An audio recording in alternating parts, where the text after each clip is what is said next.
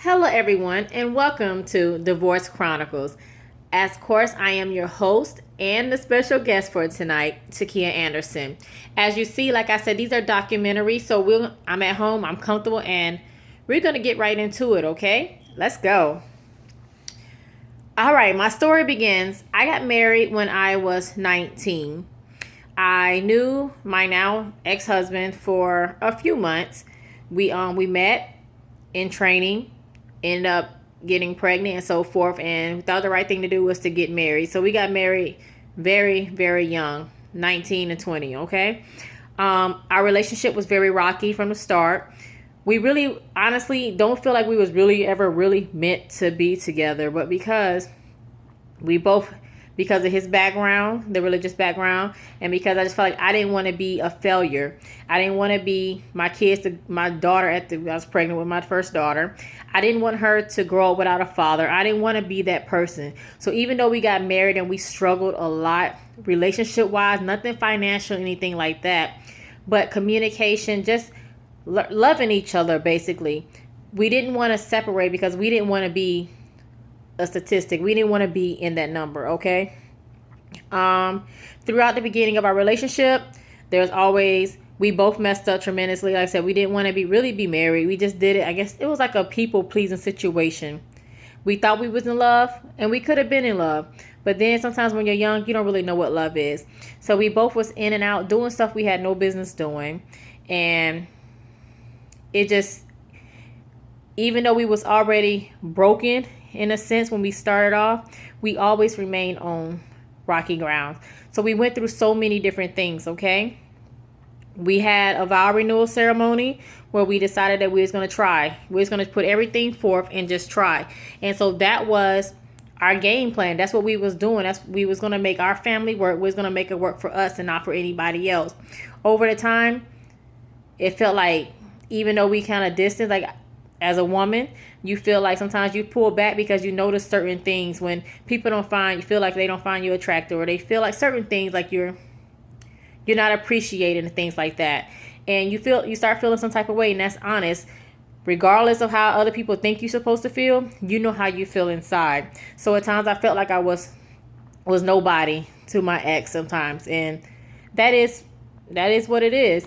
And let's see. And so during the time we moved, as we was trying to work things out, it involved, again, other relationships outside of us.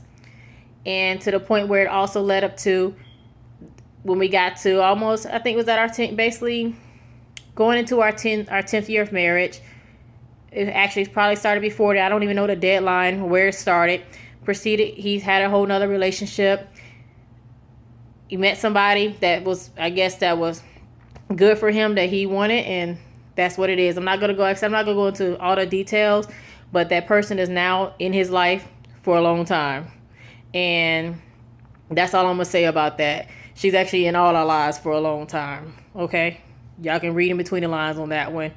But anyway, so told me he wanted a divorce out of nowhere, like just after a while. So we went through that, but for the longest time, I prayed. That's what I tell people. Before you give up your fight in your marriage or your circumstance, you have to pray about some things, okay? You can't just I'm done and throw in the towel. You have to pray about some things, and that's what I did.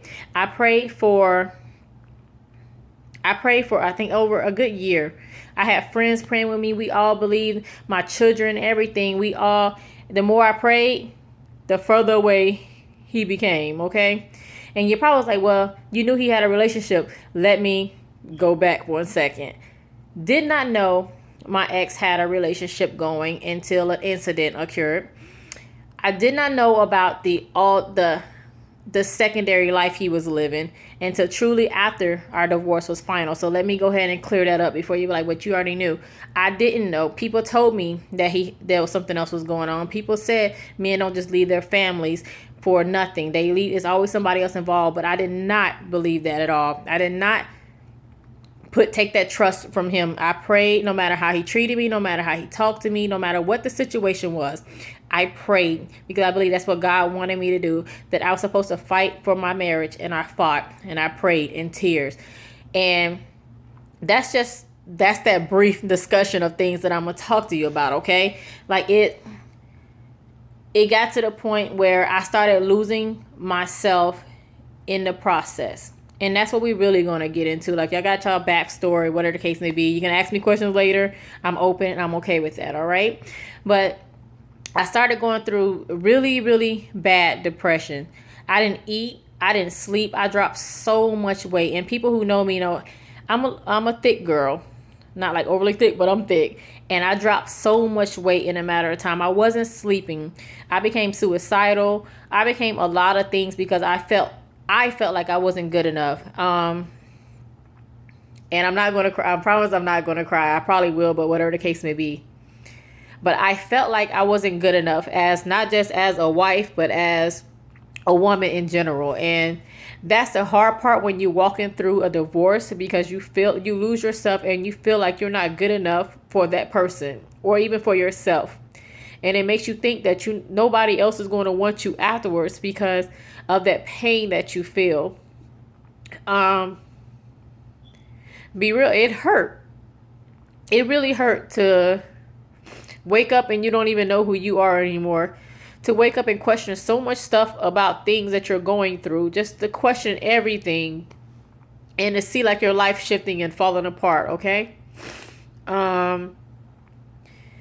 That was the hard part.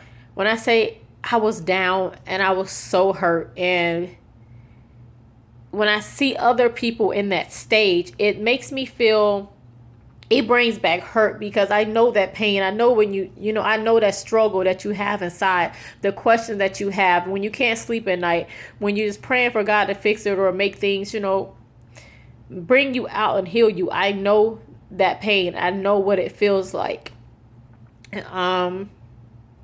But like I said, all that, going through that struggle for that year, here we are. We moved to a new location. And we all moved to a new location. But it's like things that broke down to that part. Like once the divorce was final, that's when more news came out. And when the news that was shared with me was the most devastating thing that I could hear from someone that you thought loved you. And that completely broke me. Like, I'm crying now because it broke me into a place where I never want to go again, where I was at people. I walked around like a zombie. I walked around and I was broken. I walked around like people knew something was wrong, but I got up every morning and I put a smile on my face, but I cried every night.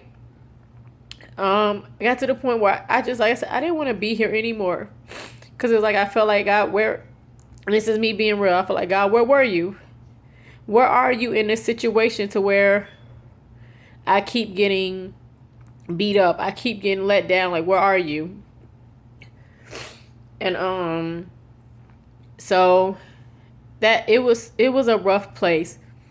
A very, very rough place. It took a lot of time, a lot of people trying to tell me that you're going to be okay. You're going to move on. You're better than this. And, you hear people talking, but it doesn't fully register to you. You hear people saying things, but it doesn't fully register to you until one morning or whenever it is.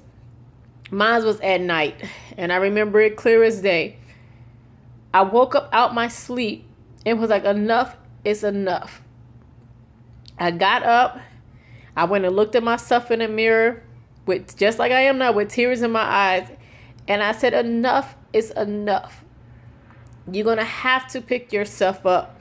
Your girls are looking at you, and you don't want them to see their mother as not being a strong person, not being an image that you want them to see. And I know many are going to be like, well, you are broken. I'm like, yes, but because of my girls is the reason why I had to get up and pick up some pieces in my life and get myself together. Because they were watching me. They've been watching me this whole process that I walked through, okay? Goodness. Okay. And they were watching me the whole process. So I got up. I've talked to myself. I prayed, and when I went back to bed, I said, when I wake up tomorrow, it's a new day. It's a new day, and you're going to be okay. You're going to be that person you're supposed to be. You're going to continue to walk in the things that God has placed in your life to do. You're going to continue to be who you're supposed to be. It's not your past, it's just your past. Yes, it hurts. And yes, it's something that you never expected to go through, but you're going to make it through. And I'm saying this because I was talking to myself in the mirror. And some of y'all out there need to talk to yourself in the mirror. I don't care, you record yourself, whatever. You need to talk to yourself and know that you are going to be okay. You have to wake up and decide that you are going to be okay, that you are no longer going to hurt, that you are no longer going to be defeated by the things that's happening in your life, that your past situations and circumstance, the divorce, the separation, none of that defines you, okay? You have to get up. You have to get up. A lot of people have been divorced for years, and they still in that same place. And I'm not knocking anybody that's still dealing with that type of hurt. I could not do that. I couldn't do it. So at that moment, I decided that I wouldn't do it. So each day, it was a struggle. And I promise you, when I say it was a struggle, it was a struggle. I woke up. Some days I didn't want to get up, but I had to get up. Some days I still cried randomly. People were like, "What?" I would cry in the middle of the day. I would cry when I go to sleep. I would cry because it was a battle to pick yourself back up from a place of pain. When somebody you thought loved you turns away and walks away from you, it's a battle. And it's like one of them things that you don't wish on anybody. Not just, the divorce portion, but that pain that you feel. You don't want to wish it on anybody. And so I look at people now, and this is basically when I look at people now and I see them going through that, I hurt for them.